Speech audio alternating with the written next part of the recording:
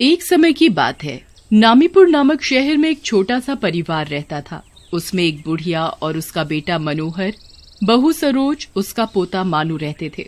वैसे तो वो लोग बड़े प्यार से रहते थे, लेकिन एक परेशानी थी, मनोहर की माँ। मनोहर ठीक ठाक कमाता था, फिर भी मनोहर की माँ इतनी लालची थी कि उसका पेट ही नहीं भरता था। बुढ़िया को अगर प्यार था तो सिर्फ पैसे और अपने पोते से।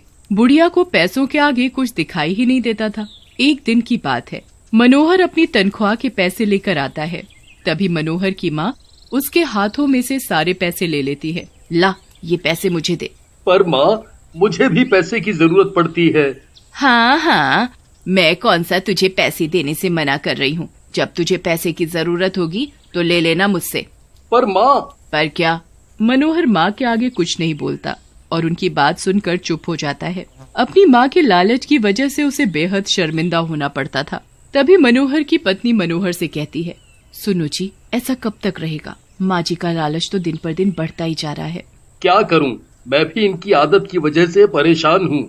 और अगले दिन माँ को बाजार से घर के लिए कुछ जरूरी सामान लाना था, तो वो बाजार सामान लेने चली जाती है और बाजार में वो एक आदमी से सेब का भाव पूछती है। भैया, ये सेब कितने के दिए हैं? माँ जी, ले जाइए, बहुत ही बढ़िया सेब है, एकदम ताजे। बोलो कितने किलो कर दूं? पहले भाव तो बता दे, फ्री में देगा क्या? माँ जी, आप भी कैसी बातें करती हैं। अगर मैं फ्री में सेब देने लगा तो मैं क्या गुरुद्वारे में रहूंगा? 100 रुपया किलो भाव है, बोलो। बड़े महंगे हैं, 60 दूंगी। बोल देने हैं तो दे। नहीं माँ जी। अच्छा चलो, आपके लिए 70, एक दाम, इससे कम नहीं। ठीक है, दे दे। जब सेब वाला सेब तौल रहा था तो माँ उसके तराजू में सेब डालती जा रही थी, जबकि उसका वजन पूरा हो चुका था। पर माँ को तो लालच था पैसे बचाने का। वजन पूरा होने के बावजूद माँ उसमें 3 सेब और फालतू डाल देती है। उसकी ये हरकत देखकर सेब वाले से रुका नहीं जाता। अरे माँ जी, आप ये क्या कर रही हैं? आपने तो किलो के भाव में 1.25 किलो ले लिए। ले अपने पैसे पकड़। माँ भैया को 65 रुपए पकड़ा कर अपना सेब लेकर चलती बनती है। ओहो, ये बुढ़िया तो बड़ी लालची है, ये मुझे ही चूना लगा गई। फिर वो बुढ़िया सामान खरीद कर वापस घर की तरफ जाने के लिए एक रिक्शे वाले को रोकती है। अरे ओ भैया, चलेगा क्या? हाँ, क्यों नहीं। कितने पैसे? 50 रुपया माँ जी। अरे, इतनी थोड़ी दूर जाने के 50 रुपए? 20 दूंगी। नहीं माँ जी, ये तो बहुत कम है। पर माँ उसकी एक नहीं सुनती और उसके रिक्शे में बैठ जाती है और घर पहुंचकर ले अपने पैसे। पर माँ जी, ये तो 15 ही है। हाँ, तो लूटेगा क्या? चल चुपचाप से रख ले इसे, वरना ये भी नहीं दूंगी। बेचारा रिक्शे वाला चुपचाप अपने पैसे लेकर वहाँ से चला जाता है। बुढ़िया घर में जाकर पैसों का हिसाब लगाती है। आज तो मैंने पूरे 300 रुपए बचाए हैं। वाह, ऐसे तो मैं बहुत जल्दी और ज्यादा पैसे इकट्ठे कर लूंगी। ऐसा क्या करूं कि मेरे पास पैसा ही पैसा हो। बुढ़िया ये सब सोच ही रही थी कि तभी सरोज चाय लेकर आ जाती है। लो माँ जी, चाय पी लो। ला दे चाय। ये मानू दिखाई नहीं दे रहा, कहाँ गया है? वो माँ जी अपने दोस्तों के साथ खेलने गया है। कितनी बार कहा है कि उसे यूं शाम के समय बाहर खेलने मत भेजा कर, पर तू है कि मेरी सुनती ही नहीं। माँ जी, आप मानू से ज्यादा प्यार करती है ना, इसीलिए आपको उसकी चिंता हो रही है। आ जाएगा अभी खेल कर। हाँ ठीक है, मुझे ज्यादा मत सिखा। इतने में ही मानू भी खेल कर आ जाता है। कहाँ चला गया था? ऐसे शाम को बाहर नहीं जाते। देख मैं तेरे लिए क्या लाई। वाह, चॉकलेट! आपको याद था? याद कैसे नहीं होगा, मेरे पोते ने जो मंगाई थी। बुढ़िया सरोज से सबके लिए खाना लगाने के लिए कहती है। सरोज, सबके लिए खाना लगा दे, बहुत समय हो गया है और मुझे नींद भी आ रही है। अभी लगाती हूँ। फिर सरोज सबके लिए खाना लगाती है और सब लोग खाना खाकर सो जाते हैं। पर बुढ़िया तो सोते सोते भी सिर्फ पैसों के बारे में ही सोचती रहती है। काश मेरे पास कहीं से और ज्यादा पैसा हो जाए। ऐसा सोचते सोचते बुढ़िया सो जाती है और उसे नींद आ जाती है। और अगले दिन बुढ़िया सवेरे सवेरे नहा धोकर मंदिर के लिए निकल जाती है और मंदिर जाकर वो भगवान से आंख बंद करके प्रार्थना करती है। भगवान, मेरे मन की इच्छा पूरी करो। आप मुझे इतना धन दो कि वो कभी खत्म ही ना हो।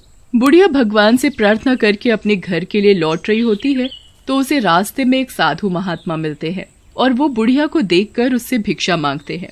भिक्षा दे माँ, भिक्षा दे। पर बुढ़िया उसकी ओर कोई ध्यान न देकर अपने आगे बढ़ जाती है। भिक्षा दे माँ, भिक्षा दे। आगे जाओ बाबा, आगे जाओ। इस साधु को जो भिक्षा देगा, साधु बाबा उसके मन की हर इच्छा पूरी करेगा। सच बाबा? बाबा कभी झूठ नहीं बोलता। बुढ़िया की थाली में फल रखे हुए थे तो वो फल साधु बाबा को दे देती है।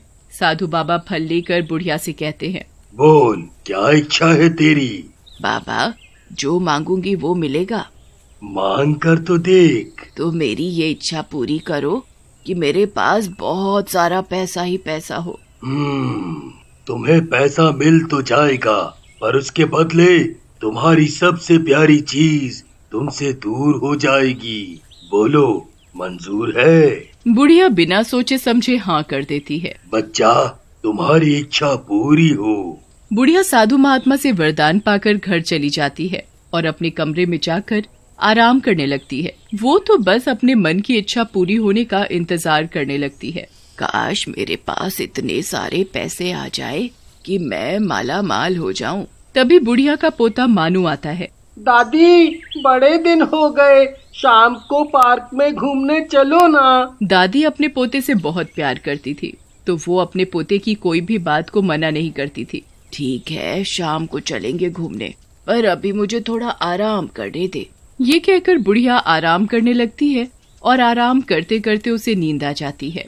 और शाम को बुढ़िया सोकर उठती है तो वो अपने पोते को पार्क में घूमने के लिए ले जाती है। दादी चलते चलते थक जाती है तो रास्ते में वो एक पेड़ के नीचे बैठ जाती है और मन में सोचने लगती है, काश मेरा घर पैसों से भर जाए। फिर क्या था, बुढ़िया के इतना कहते ही उसका घर पैसों से भर जाता है और पैसा आते ही बुढ़िया का बेटा गायब हो जाता है, जिसका बुढ़िया को बिल्कुल भी पता नहीं था। तभी बुढ़िया मन में सोचने लगती है, ये मानू कहाँ चला गया?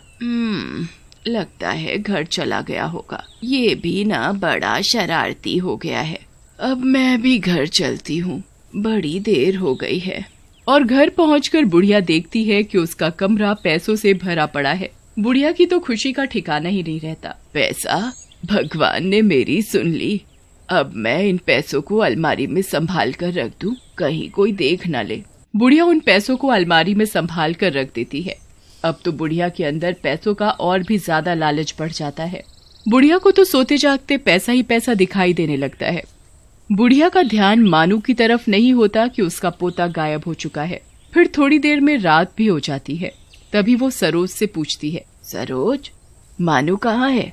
दिखाई नहीं दे रहा। माँ जी वो तो आपके साथ ही गया था ना? गया तो मेरे साथ था, मुझे लगा वो घर आ गया होगा। नहीं माँ जी वो घर नहीं आया। इतना सुनते ही बुढ़िया का तो बुरा हाल हो जाता है और वो अपने पोते को ढूंढने निकल पड़ती है, पर उसे उसका पोता कहीं नहीं मिलता और वो वापस घर आ जाती है। बहू कहीं मिला मानू? नहीं माँ जी हर जगह देख लिया पर कहीं पता नहीं चला, ये भी देखने गए हैं। इतने में मनोहर भी बताता है, माँ सरोज मानू का कहीं पता नहीं चला। अब तो बुढ़िया का रो रो कर बुरा हाल हो रहा था। मानू के गायब होते ही बुढ़िया के घर में हर जगह पैसा ही पैसा आ जाता है, पर बुढ़िया को अपने पोते के आगे पैसा दिखाई नहीं दे रहा था। उसे तो अपना पोता चाहिए था। बुढ़िया को जरा भी अंदाजा नहीं था कि उसका पोता क्यों गायब हुआ है। वो पागलों की तरह अपने पोते को हर जगह ढूंढ रही थी। भगवान मेरा पोता मुझे लौटा दे, चाहे तो मेरा सारा पैसा ले ले। बुढ़िया ये सब बोल ही रही होती है, तभी उसे साधु बाबा की कही बात याद आ जाती है।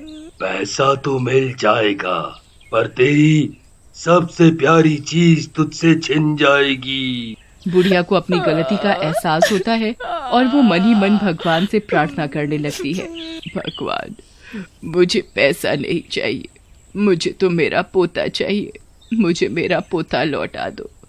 ले लो सब पैसा, सब ले लो सब पैसा, मेरा पोता मुझे वापस दे दो। फिर क्या था, बुढ़िया को अपनी गलती का एहसास हो जाता है और उसे उसका पोता वापस मिल जाता है।